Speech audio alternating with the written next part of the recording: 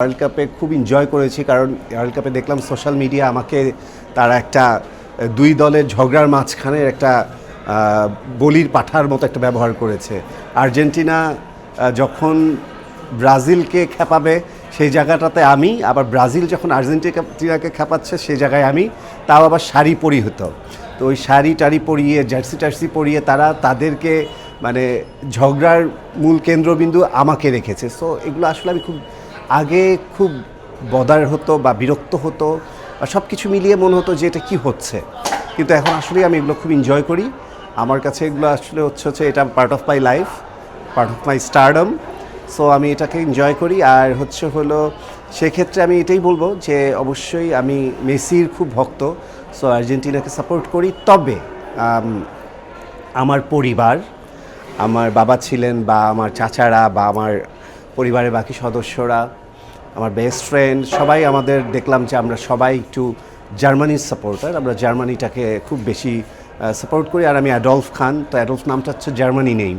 So সেই সময় থেকে আব্বু জার্মানির প্রতি ফ্যাসিনেশন ছিল।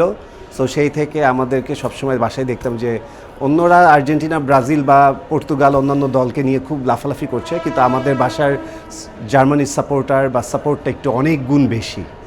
সেক্ষেত্রে জার্মানিও বলতে পারেন। আমি তো আমার প্রিয় দল বা আমার প্রিয় খেলোয়াড়কে চাইবই যে সে যেন কাপ জয়, মানে কাপটা তার হয় এবং ওয়ার্ল্ড কাপটা এবার তারাই জেতে। আমি তো তার বেস্ট উইশেসটা বা তার কাছ থেকে আমি বেস্ট রেজাল্টটাই এক্সপেক্ট করব।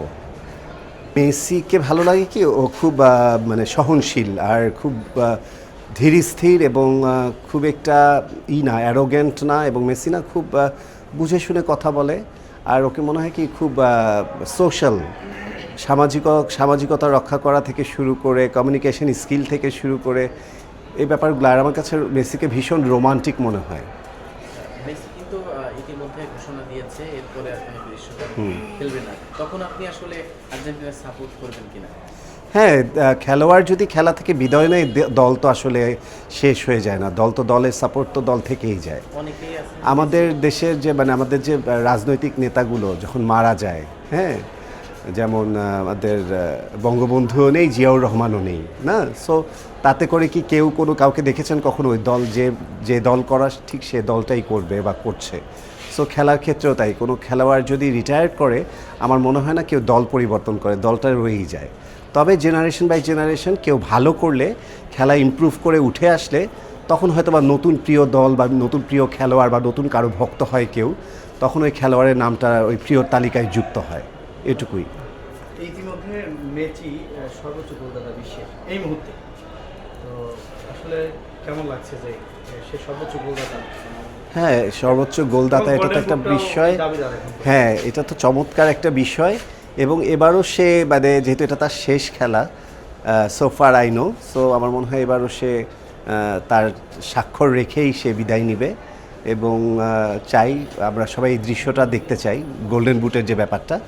সো আমার অনেক অনেক শুভকামনা আমার প্রিয় দলের জন্য এবং এই সাপোর্টারদের জন্য।